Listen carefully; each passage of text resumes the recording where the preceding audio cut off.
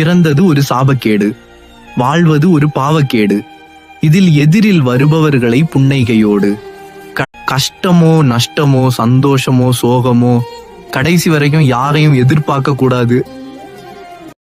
எத்தனை நாள் பார்ப்பது, எட்டி நின்று அன்பை கொட்டவும் அக்கறை காட்டவும் 1000 பேர் இருந்தாலும் மனசு ஏங்குறது என்னமோ. வந்தேன் என்னை தந்தேன் உன்னை கொண்டேன், இது போதுமா?